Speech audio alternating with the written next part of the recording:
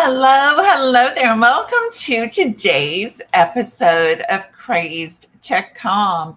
Today, we're going to be talking about, are you struggling with breast cancer related fatigue?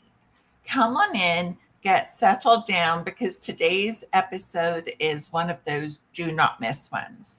I'm your host, Karin Del Maestro, your health and transformation coach, breast cancer BRCA2 Thriver, and I also suffered from breast cancer related fatigue for a short period of time before I learned what I could do to overcome it. And so today we're going to be talking about what it is, how to know if you have it, how long you can expect it to last.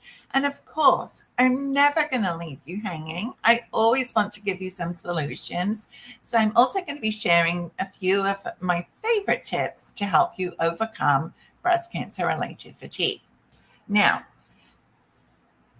one of the first indicators is if you find that you are struggling to make it through most days between work, trying to cook, keeping up with the cleaning, and just the general household chores, and you're struggling to do even that, let alone have any energy to do the fun stuff, right? I want you to know that you are not alone. We are rarely prepared when we end active treatment for the brick wall of exhaustion that hits us. So in this week's episode today, we're going to be talking about, like I said, why do you suddenly feel so wiped out, especially when treatment ends? How long? I have an equation, no math degree necessary, before you can expect to feel like yourself again, and what you can do, and that your doctors are probably not telling you, to naturally boost your energy so that you're not just waiting around and waiting for the day that you wake up and feel like yourself again. Let's start. And if you're on live, please pop in and say hi. I always love to know who's on here with me. So if you're on, come on into the comments. You can allow StreamYard access to your name. If you're watching from Facebook, on YouTube, it will automatically pop in. But if you're on Facebook, you can hit the above where you're watching this video. We're using something called StreamYard. It does not access any of your other Facebook information, which I love, right? We don't want everything to have access to your contents or your pictures. Doesn't do any of that, purely your name. And it allows me to see who's on with me and who I'm chatting with, which I like versus just looking at a computer screen. I'm a people person. I want to know you. So if you're on live, pop into the comments and say hi. So let's start by defining fatigue. Fatigue is extreme tiredness and exhaustion. It's different than just exhaustion. Typically, fatigue doesn't go away with rest or sleep. You've probably already realized this if you're suffering with it. It may affect you both physically and emotionally, can often impact our mood, our level of sadness, anxiety, depression, things like that. But fatigue can impact every area of our life, from our productivity to our relationships, and of course, our physical health and well-being, right? Mentally, physically, and emotionally. Fatigue is a very, very common side effect of breast cancer and its treatments. It can last for weeks or months or longer after treatment is finished. Again, I'm going to be sharing that equation with you in a little while. And I think it's fair to say that we all know what it feels like to be tired sometimes. But if you feel like you have cancer-related fatigue, you may feel like you're not just tired, but like you're tired through to your bones. You have no energy, often to even get out of bed. Like it can be hard to drag yourself off the sofa or out of bed, or to go to work, or to do the things that you have to do. And it's super hard if you've got little ones at home too. You might find it difficult to do simple everyday tasks, and it might stop you from doing the things that you really want to do. I can remember when I was first done with treatment, I was going to occupational therapy. And I said to my therapist, I can't even unload and reload the dishwasher. Like, it's too much for me. And she looked at me and asked me a really simple question, but for me, it hadn't like popped into my head. This may help you, so I hope so. But she said to me, Karen, why are you doing it all in one go? And I said, it never occurred to me to do it any differently, because I'd always unloaded the dishwasher. And then if there were any dishes to go in from the sink or whatever, I would reload it. And she said, no, do the top rack, go rest. Do the bottom rack, go rest.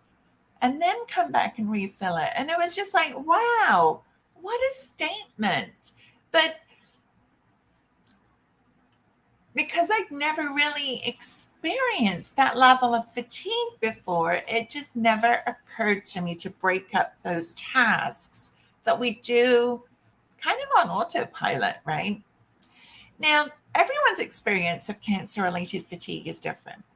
So it's not fair to compare yourself to anybody else that's going through it, because our experiences are all different. So be kind to yourself and try, I'm saying try because I know it's hard, not to compare your journey to somebody else's. They're all individual. And trust me, I speak to thousands of women that have been through this disease, and every single one of us, there are many similarities, but there are also many differences. And I know that it can also be difficult to describe this level of fatigue to others. And you might find that other people, your friends, your family, your close ones, have a really hard time understanding what you're feeling. And so I'm going to invite you to either share this video with them or hop on over to the blog afterwards so that they can read it. But I've got a lot of resources on breast cancer-related fatigue to help them understand it, because sometimes, especially when we're exhausted, to try and wrap our head around coming up with all of the answers to the questions that they might have, we might not be able to have them, right? And that's okay. That's okay. Now, before we dive into what causes breast cancer-related fatigue, I wanted to share my tea with you today. This is something new that we've been doing since we've been doing Praise to Calm. I'm sharing some of my favorite teas, which are the Buddha chakra teas. You can find the link on the blog, which is KarinDelMaestro.com. And today we're doing the third eye. Our third eye is right here. It's also known as like the brow and in between the eyes, our third eye tea. Now, the reason I chose this tea today is because our third eye chakra controls our ability to see the big picture and also to connect to our intuition, to your gut. I like to think of it as the eye of the soul. It registers information beyond the surface level. When you start to get in touch with who you are, your inner guide, your intuition inside, not what you're feeling only externally. When I say only, I don't want to minimize it, but there's a couple of different things going on here. So let me just take a sip of my tea. Again, if you're on live, pop in, say hi. I'd love to know who's on. Okay. So what causes cancer-related fatigue? Breast cancer treatment itself causes it. Most of the treatments used for breast cancer have side effects that contribute to this level of fatigue. So, for instance, if you went through surgery, you may feel tired after surgery. This can be due to stress on your body, any pain, the time that it takes to heal. Going through general anesthesia can also affect your energy levels. And if you had treatment before surgery, such as chemo or radiations, you may still be feeling tired from that too. So you may be stacking the fatigue one on top of the other. If you went through chemotherapy, hey there, I see we have somebody on from Canada. Welcome, welcome. Love to see our Canadian friends across the border here. So chemotherapy. The side effects of chemo may include lowered resistance to infection, anemia, may change your eating patterns. And all of these things, all of these side effects can cause or worsen fatigue. So if you went through chemo, then you can add that to the list of what's partly causing the fatigue. Radiation. Going back and forth to the hospital, the clinic for radiation can make you physically increasingly tired. And the treatment can cause fatigue because of the way that it affects your body. And this tiredness, often from radiation, may start or actually get worse after radiation is finished. Okay, so keep that in mind if you went through or you're going through radiation treatment. Another big one for us is for those of us, and I'm included in this, who are on hormone or endocrine therapy. One of the main side effects of many of the hormone blocking or reducing medications is fatigue. I'm on letrozole. I don't experience it so much anymore. I did in the very beginning, but not anymore. And I'm actually almost 5 years into it. Trouble sleeping can contribute to this level of fatigue, right? Many of us, our sleep has been disrupted, perhaps by the stress and anxiety of going through breast cancer. Maybe you can't get comfortable because of surgeries or incisions or your port or burns and things like that. Or maybe you're struggling with night sweats that are keeping you up all night. Or it could literally just be that spinning mind that keeps on going with the what ifs. And there are many other medications with side effects that can contribute to fatigue. Pain relief medications, anti-nausea meds, sleeping tablets, antidepressants can all make you feel tired. Steroids are often used alongside chemo, which can make you feel restless and might disrupt your sleep. And so as you can see, we're stacking a lot of different things that can attribute to this fatigue. The other thing that isn't often talked about is breast implant illness. I'd be remiss if I missed this off the list because of my own experience with breast implants after breast reconstruction and the horrific fatigue that I endured for a year. And I had to share the relief that I felt within 1 week of removing them. I'll be sharing more about this in the coming weeks. As we hop into August, I'm going to be talking more about breast implant illness. So if you've gone through reconstruction and you went the breast implant route, please hang out with me, especially if you're experiencing a lot of fatigue, like debilitating fatigue. But also what isn't talked about so much are the mental and emotional causes of fatigue, right? And let me know, drop a 1 in the comments if you can relate to this. The worry, the anxiety, and the fear about being diagnosed, treatment, and getting sick again. Yeah, I'm seeing some 1s come up. Yeah, right? This is, again, part of, I think I know very few people that don't experience that. It's part of our human experience of going through breast cancer. You might be familiar with the head spinning off to the what ifs and pretending to be fine for those around you. Wearing that mask, which, by the way, is so heavy and so exhausting, when inside you're not fine at all. These feelings, these emotions can make your fatigue worse. And like I said, as does that feeling the need to pretend to be okay. Because, and I understand why. You don't want other people to worry about you. You don't want them to stress about you. You don't want to have to worry about you. You want to just get on with it, right? But that's not really how you're feeling. And wearing that mask and hiding those emotions is only causing you more fatigue, more anxiety, more stress. Stay with me. Stay with me because I've got some answers to it, okay? Now, what I see rarely discussed is the fact that receiving a breast cancer diagnosis is traumatic, no matter what stage it is.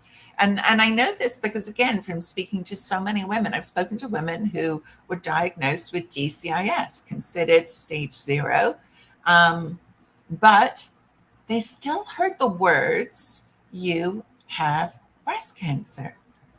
And as soon as you hear those words, there are certain things that are triggered in your brain. For me, like, I remember it's like branded in my forehead where I was, what I was doing, what time the phone call came in, how I reacted, right? This is a trauma response. And in fact, 82.5% of breast cancer survivors, 82.5% have PTSD from being diagnosed with breast cancer, post-traumatic stress disorder. But it's not talked about. Now, doesn't it make sense that that response would also add to the fatigue, the stress, the anxiety, the worry, the fear, the constant triggers, what people are saying, seeing something on TV, every time you go for a scan, going to your doctor's office, seeing pink ribbons. These can all trigger how we felt when we heard those spine-chilling words or a different part of our breast cancer journey. Now, I don't know about you, but I know for most of the people that I talk to, when we hear those words, we go into survival mode. It's an automatic response in our body to keep us alive, to literally help us survive. You might have heard of flight or fight, but there's actually two others that are, again, not often talked about, which are freeze and fawn, F-A-W-N, where we are fawning over others. Now, if you've ever been in an emergency situation, you'll likely relate to this, right? I remember going back years ago, a friend of mine who'd recently had a baby, and I get a phone call from her, and she's like, "Karen, I can't stop, excuse me if this is TMI, I can't stop hemorrhaging. Can you get me to the hospital?" She knew it would be quicker for me to just drive her than to wait for an ambulance to come. She got a neighbor to come in and take care of the baby and the kids. And I drove her. We had her wrapped up and in a lot of towels. And I drove her to the hospital. I waited there until her husband arrived. And I'm like on high alert. I am the person you want in an emergency. Like, my head is clear. I'm calm. I'm taking action. But then afterwards, and as soon as her husband arrived, I go out to my car and I collapsed. It's like suddenly the heaviness of the situation hits us. And it's the same after active treatment ends. This is when our body finally believes that we're safe enough to let down our guard. This is often when we get that rush of fatigue, that crying at the drop of the hat. And this can go on for weeks or months or years, and we are rarely prepared for it. I certainly was not. I was not. So today I want to share with you an equation that I came across when I was doing my research after being diagnosed, and specifically after treatment, when I was left kind of thinking, well, what now? What am I supposed to do now? I'm feeling this way, don't like it. What am I supposed to do? And there was so little help. In fact, that's the whole reason that I shifted my coaching practice back in 2018. I'd been coaching for over 10 years, and back in 2018, I shifted my coaching practice to help support breast cancer survivors, specifically after active treatment ends. Because I don't want any of you to feel the way that I did. Like, out in the cold, feeling like there's no support, no answers, trying to figure it all out when you're so exhausted. It's just not right. So I kind of vowed and made a mission that I would step up and I would do that. And I hope that you feel that that's exactly what I'm doing. So let's take a look at this equation. Super easy. Grab a pen and paper if you have it. If you don't don't worry, come back and watch this video again because I'm going to bring it up on screen. Super simple, no math degree necessary. So A equals the date of your diagnosis. Like I said, that's that date that's like branded in your brain. The date of your diagnosis. It can be month and year. It doesn't need to be the specific day. B equals the date of your last active treatment. So your last, when you heard the words, I'll see you in 3 months. So your last chemo, radiation, your last surgery, if you're still in the midst of that, you don't have this date yet. So hang on and wait till you have it. If you are living with metastatic breast cancer, again, unfortunately, this doesn't tend to apply to you because there tends to be some form of ongoing treatment. It does not, however, include if you are on hormone blocking medications like tamoxifen, letrozole, anastrozole, etc. So it doesn't include that. So to give you an example of my dates, my date of diagnosis was July 2018. My date of my last active treatment, which for me was my final surgery, was in June 2020. C equals B minus A. That's the approximate length of time before you're going to start to feel like yourself again. So for me, it works out nicely, right? For me, it was 2 years. 2 years. Now, and let me know if you have questions. I want to be able to make sure that you're clear on this. The reason that I'm telling you this is to help manage your expectations. Please do not get upset. Please don't be hard on yourself. And there are things that we can do during that time to help move things along so that you're not feeling this bad that whole time. Everything I do is to help that. Use this as a guideline to help manage your expectations, because I know that so often we're pushing ourselves, right? We're pushing to get back to who we were, to what life was prior to diagnosis.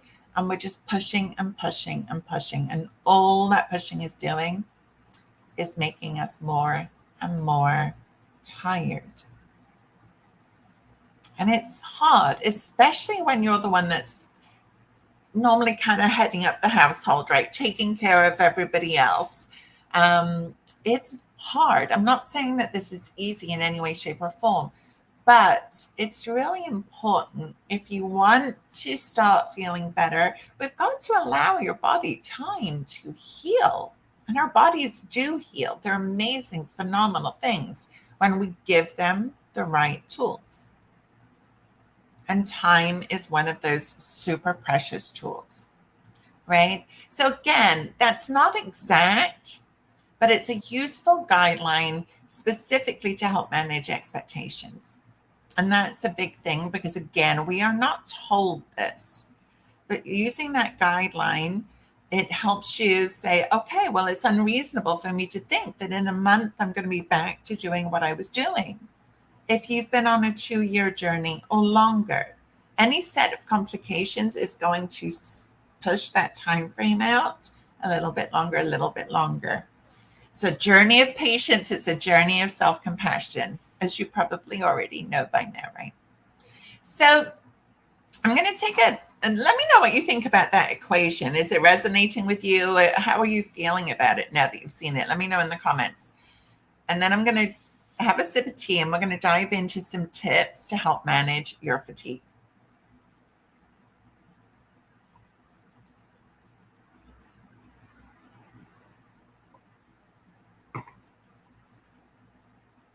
Okay. All right. So some tips to help manage your fatigue. First of all, you want to make sure that you are telling your oncologist and medical doctors how you're feeling. Okay. Sometimes our fatigue has a treatable cause. For example, if we're dealing with something like anemia, We want to make sure that they are aware that this is what we're feeling. They'll take a closer look at blood work. They'll maybe run some separate tests, but it's really important that they're aware of how you're feeling. So just because we're saying that this is common and something that most of us feel, I want you to make sure that you are expressing it to your oncologist and your medical doctors. The other thing that I love to do is to try using a fatigue diary or a fatigue tracker. Now, what this does is it involves recording your level of fatigue every day from 1 to 10. So 1 being no fatigue, 10 being extreme fatigue, because this can help you think about what's going on in your day and how it's affecting your energy levels to help you plan out your day, to help you plan out your week, and make the most of the times that you have energy. If you finish treatment, it's still really useful to keep a record of when you're more or less tired so that you can plan these activities, right? But it's also useful to note your stress and anxiety level along with that fatigue. Now, for me, this was one of the big things where I connected some dots.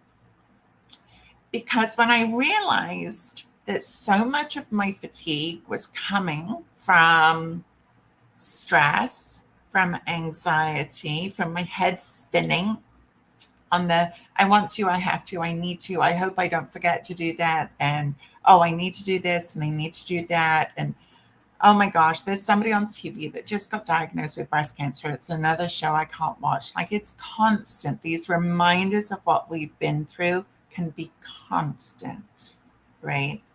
And so as I connected some of these dots between fatigue and stress, what I did was actually put together for you, and you can get it today, a fatigue and stress tracker, all in one place. Very simple, 1 page per week. Each day is noted out so that you can connect some dots between your own anxiety and stress level and your fatigue level. Okay, you can grab that over at karindelmaestro.com/blog. You can see that up on the screen right now. That will be up there shortly, where you can grab that and just tell me where to send it and I'll email it over to you.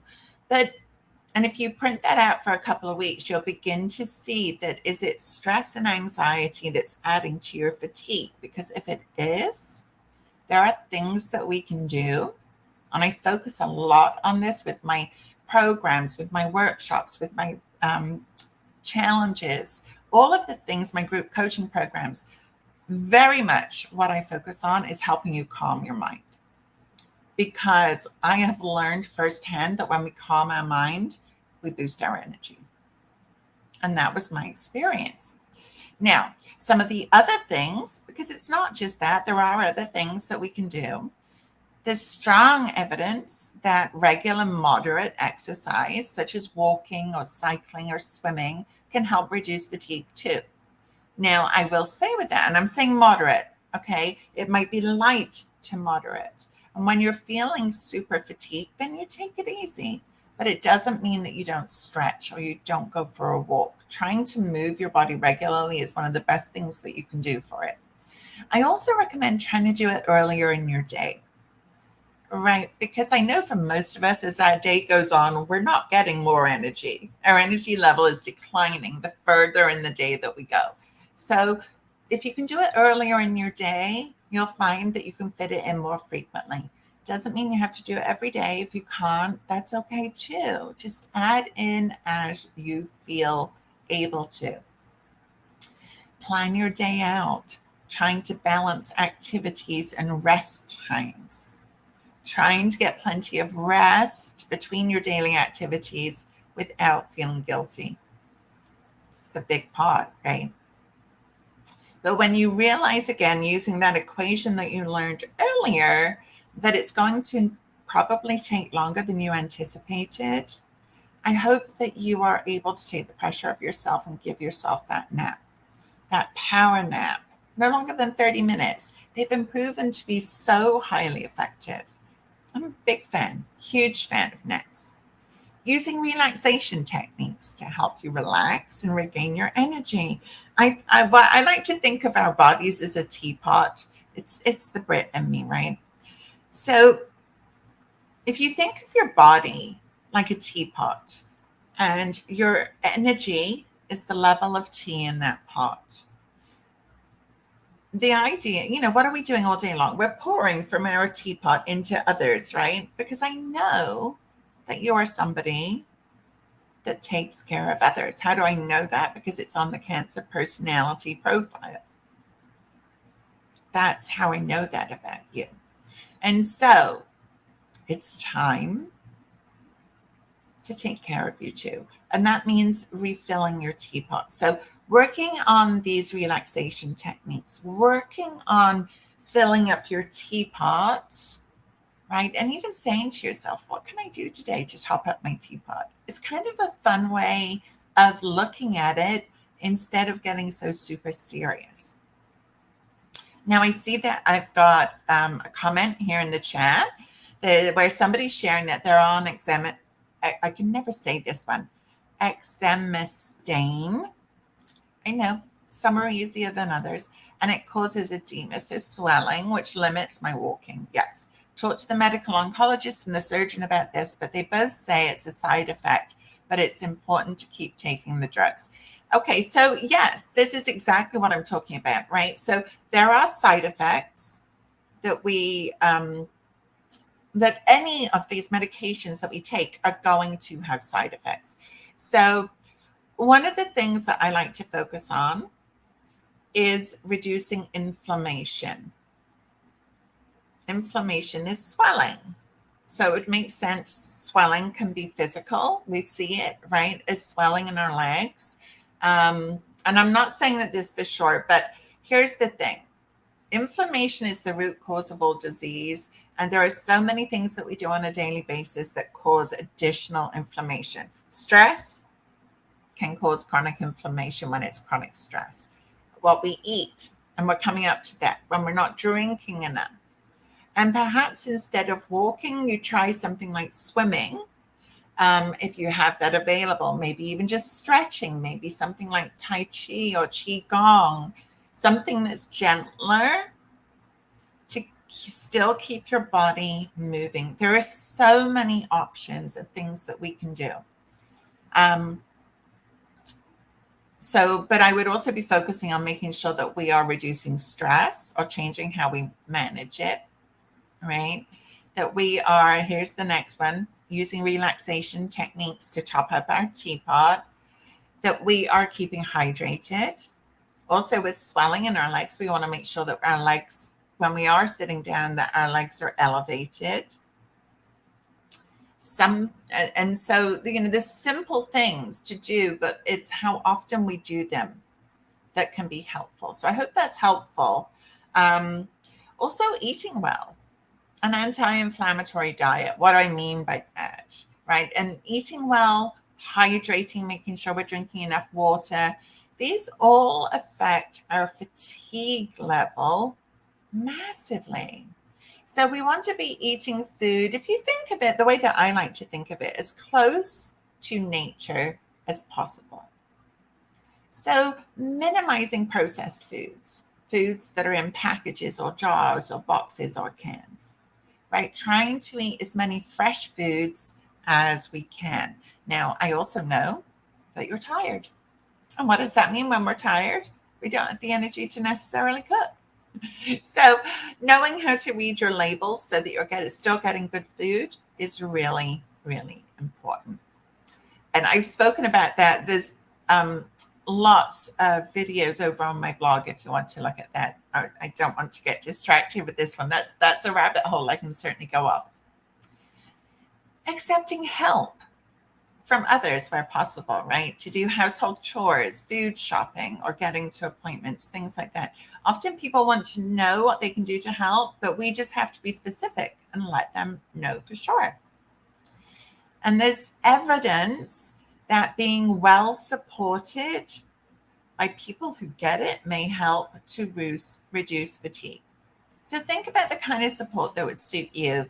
Maybe it's joining a local support group if there's one in your area, or some individual coaching or counseling.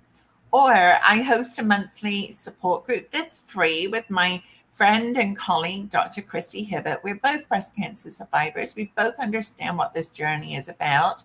We both actually also have genetic mutations. And it's a free emotional support group. It's on the first Saturday of each month. Again, if you head on over to the blog, karindelmaestro.com/blog, there's a sign-up sheet there for you to sign up so that you'll get an email reminder. I know it's too hard to remember it all, right? So just to recap, the likelihood is that if you've been through breast cancer, that you do have breast cancer related fatigue. But that breast cancer related fatigue, I like to think of as a baseline of fatigue. It's our activities that we're doing every day that might be adding to that level of fatigue. And that's where we get to kind of step in and say, well, what can I do differently? Can I manage my stress differently? Am I looking at trauma? Because if you're one of those 82.5% like I am, working on healing those trauma responses has been a huge shift for me and my fatigue. Working on calming down the mind and managing stress differently. Huge, huge difference, right? And again, I'm still on letrozole, but my level of fatigue has shifted. I eat well, I hydrate, I get a good night's sleep, I move my body. I get support when I need it from a therapist, also support groups, and also friends now, dear good friends like Dr. Christy, who've been through breast cancer and who get it. But these are important factors to understand. So even though your doctor might be telling you it's normal, and I hate that word, by the way, because who decided what was normal? Yes, it's true. We have side effects from breast cancer itself. We have side effects from breast cancer treatment. We have a trauma response from being diagnosed with breast cancer. One of the major side effects from going through breast cancer is menopause. Again, this is something else that adds to the fatigue, anxiety, stress, lots of different things in there too. Brain fog, all of those things. And the lack of support, that feeling of trying to figure it all out on your own. And I want you to know that you don't need to. There is support out there. I host the Healthy Living After Breast Cancer Facebook community. It's a free community.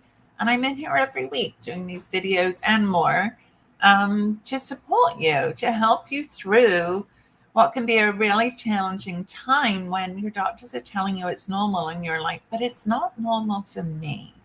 And I don't want to feel like this.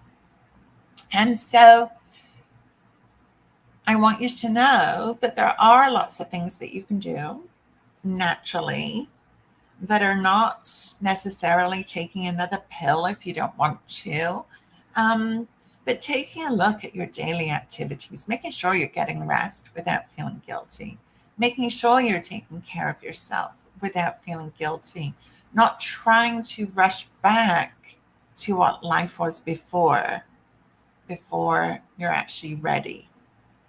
And actually, I'm going to even invite you, don't even try to go back to what was. Invite the best things about what was life back there, invite them forward and create even more brilliant things that excite you about life moving forward. I can help you create that. That's exactly what I do in Thrivership School, my group coaching program. So you've got lots of resources today, okay? Hop on over to the blog. They're all on the blog, karindelmaestro.com/blog. You've got your free downloadable fatigue and stress tracker. Get it in front of your eyes. There's something that takes the emotion out of it, right? When we see it logically and we're tracking these things, it's like, okay, it's like a light bulb goes off. So that you can see, is it your stress and anxiety that's really adding to your fatigue level? There's a very high chance that it is, because I see this so frequently, so frequently. I've also got the link for our monthly support group over there on the blog, and the Healthy Living After Breast Cancer you'll also find over there. Okay, so I hope this was helpful. I hope you've been able to identify whether you are struggling with breast cancer related fatigue. Perhaps you're a family member or a friend that's caring for somebody with breast cancer, and I hope it gives you a better idea of what we might be dealing with. Please feel free to share this with your family and friends. Sometimes things need to come from you, because our doctors, certainly my doctors, and I had a fantastic doctors, but they were not sharing this with me. It's become my mission to share these things with you so that you're not feeling like there's something wrong with you or like you're alone trying to figure all of this out, because you're not. You are never, ever alone once you're in my sphere. Okay, so please know that. Please feel free to reach out, reply to any of my emails. Hit me up on Instagram at Karin Del, 34. What am I going off here? And I will see you next week. We're going to be diving into more about breast implant illness for those of you that went through reconstruction and had implants and are also dealing with really bad levels of fatigue or any other side effects that you might be concerned about. So it's going to be an interesting couple of weeks. I hope you'll join me. I'll be talking about my own journey and some choices that I made. This is a personal journey, right? None of our choices are necessarily the same. There's no right, there's no wrong. But all of this, including our tea of the day, the third eye tea, is about tapping into your intuition, your inner guide, your inner self, and listening to what she is saying to you, because she's there. I know she's there, and she may have been hidden for a while. She may have been hiding out. You may have been focusing on other people and not you, but I know she's in there, and she wants to be heard. And the more we hear her, the more we can easily tap into our intuition, okay, and make decisions that don't feel so out of left field for ourselves. Okay, I hope this was helpful, guys. Hop on over to the blog, karindelmaestro.com/blog, to get all of the resources, to watch the replay, to check out some of my other blogs. And I will see you next week, same time, same place, Wednesdays, 3 p.m. Bye for now, and have an amazing week.